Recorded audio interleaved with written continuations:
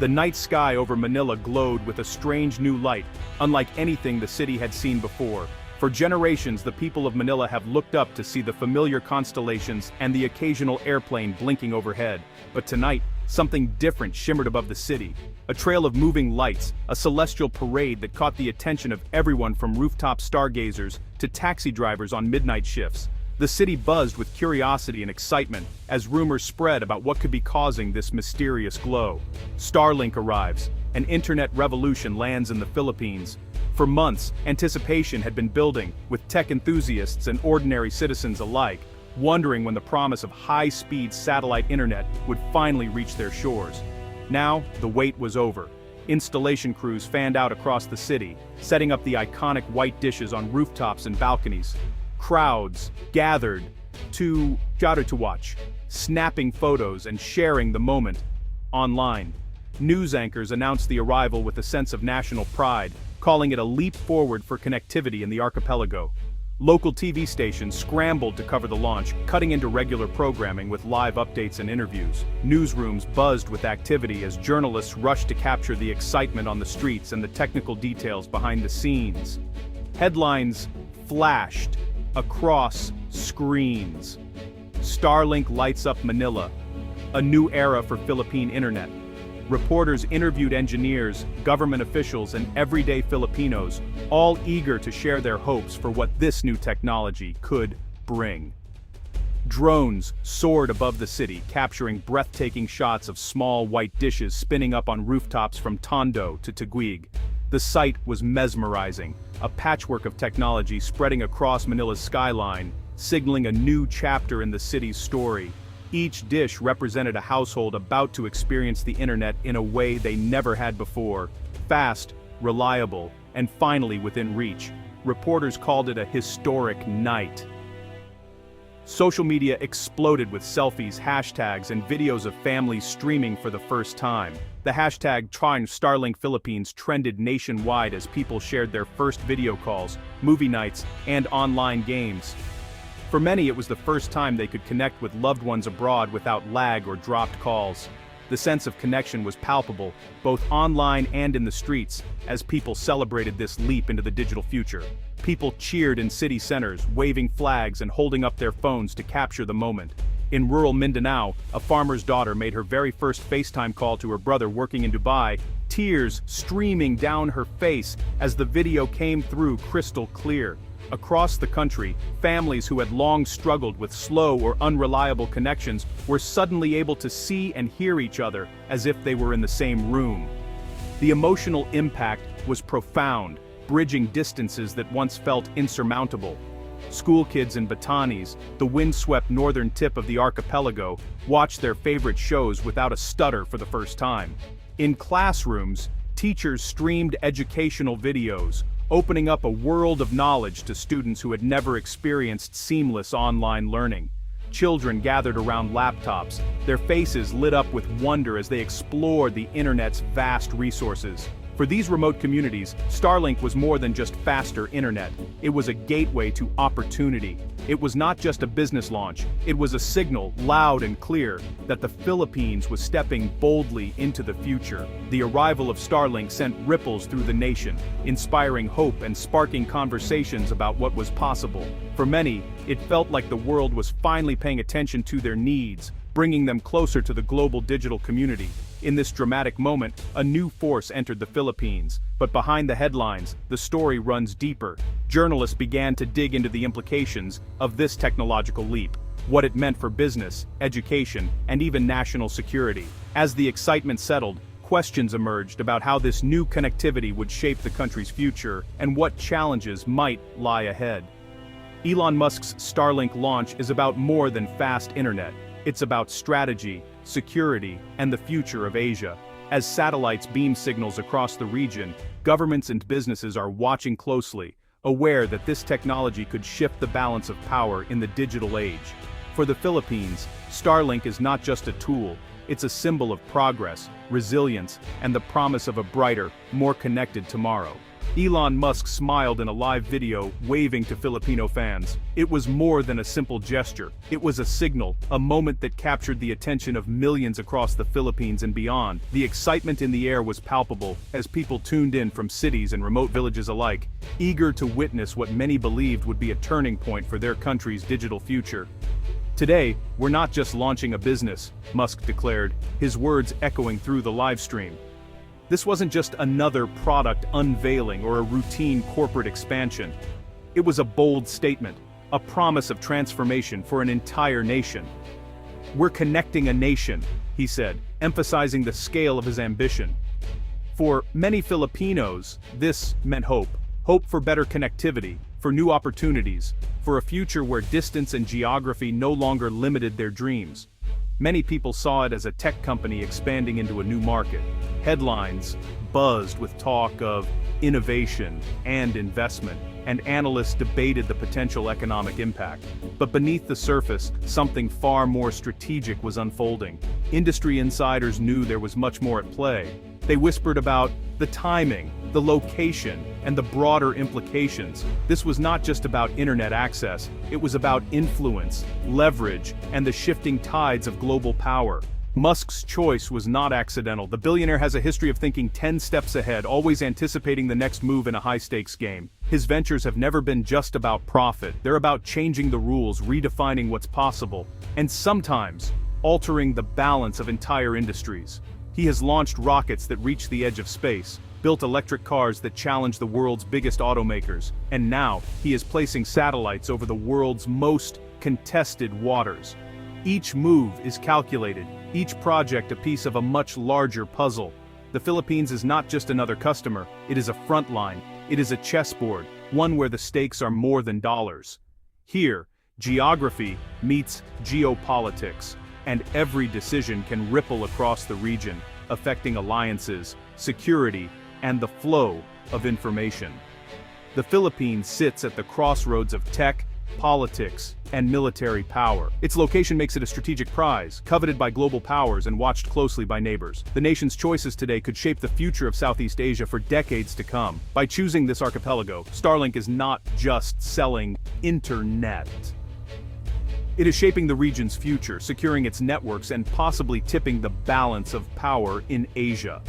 In this calculated gambit, Musk is betting not just on technology but on the destiny of a nation at the heart of a rapidly changing world.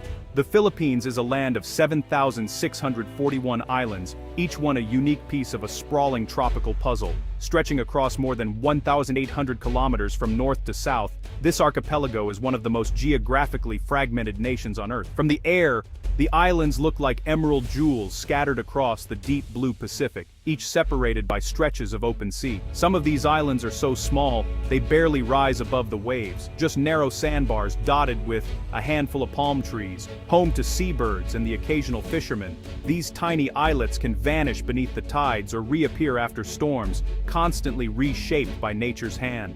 Others, like Luzon and Mindanao, are vast and teeming with life. Here, bustling cities like Manila and Davao pulse with millions of people, their streets alive with the sounds of traffic, commerce, and culture. Skyscrapers rise above the chaos, symbols of ambition and growth. Yet between these islands, the sea is both a lifeline and a barrier. Deep channels and unpredictable weather make travel and communication a constant challenge. During typhoon season, fierce winds and towering waves can isolate entire communities for days or even weeks. Building anything here is hard, especially when it comes to connecting people. Laying internet cables across the ocean floor is a monumental task, often disrupted by storms, shifting sands, and the sheer distance between islands. Engineers and workers brave harsh conditions to bring even basic connectivity to remote areas. In Metro Manila, the skyline is a testament to modern progress. Glass towers reflect the setting sun, and the city buzzes with digital life. Fast internet, streaming, and social media are part of daily routines.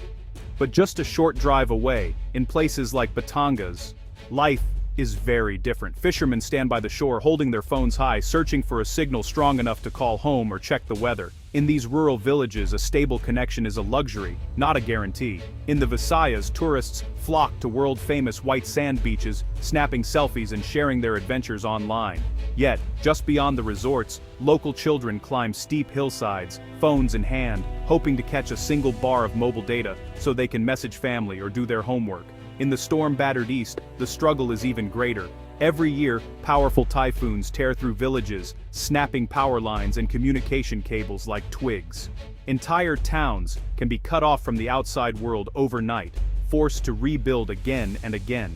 Traditional telecom companies have spent years trying to close these digital gaps, building towers, laying cables, and repairing lines after every storm. Their crews travel to the most remote corners of the country, determined to connect every Filipino, no matter how distant. But the Philippines' wild geography fights back. Mountains block signals, jungles swallow towers, and raging seas cut off entire islands. In many places, the digital world simply fades away, leaving people isolated when they need connection the most. The country's geography is both beautiful and brutal. A breathtaking landscape that inspires awe, but also presents one of the toughest challenges for any network. Connecting the Philippines means overcoming nature itself, every single day.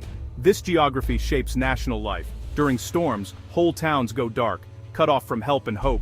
Emergency teams struggle to coordinate rescue. Hospitals can't send data.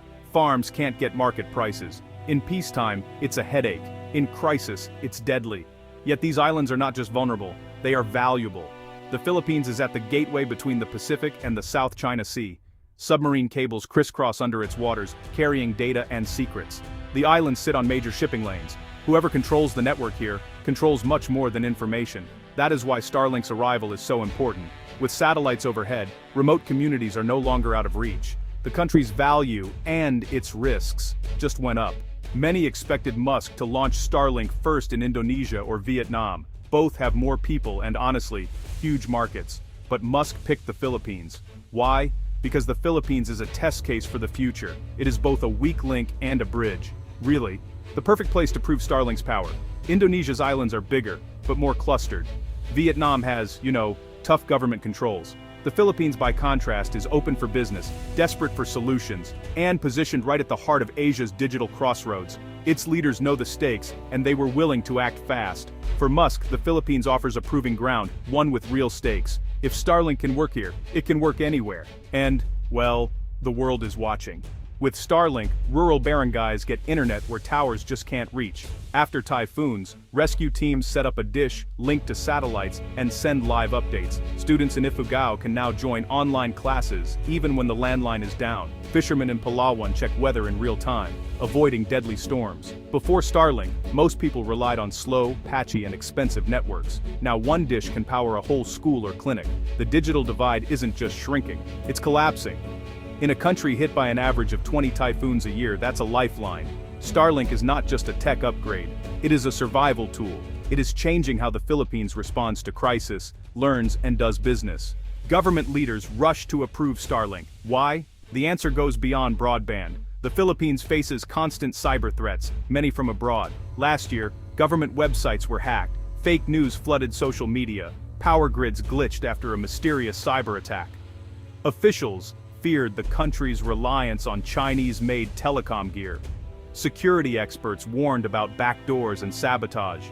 The US, a longtime ally, pushed for safer networks. Starlink's arrival was fast-tracked. For the government, it wasn't just about speed, it was about safety, sovereignty, and staying one step ahead. The urgency was real. In a digital world, weak networks mean real-world risks. Starlink promised not just faster service, but peace of mind. The South China Sea is one of the world's hottest flashpoints. China claims almost all of it. The US Navy patrols its waters. The Philippines sits in the middle, sometimes a player, often a pawn. Battleships and fishing boats circle each other. Spy planes fly overhead. Undersea cables hum with secrets. Control of communication is power. In the past, Chinese jamming cut off Philippine ships at sea. Coast Guard radios went silent. Fishermen in disputed waters lost contact with home. With Starlink, those ships now talk directly to satellites. No cables, no middlemen, no easy way to jam. This changes the game. The Philippines can now resist pressure, call for help, and protect its rights. The balance of power is shifting, one satellite at a time. China is not happy. Reports say it is testing ways to jam Starlink signals. Propaganda warns about foreign interference, but the genie is out of the bottle. Starlink's network is global, decentralized, and hard to silence. The Philippines is learning to defend itself online and off. For civilians, Starlink means new jobs, better education, and safer lives. For the military, it is a shield and a sword. For the government, it is a bold step toward real independence. No longer just a pawn, the Philippines is becoming a player. Elon Musk's move is bigger than business. It is a bet on freedom, security, and the future of Asia. The Philippines is rising. The world is watching.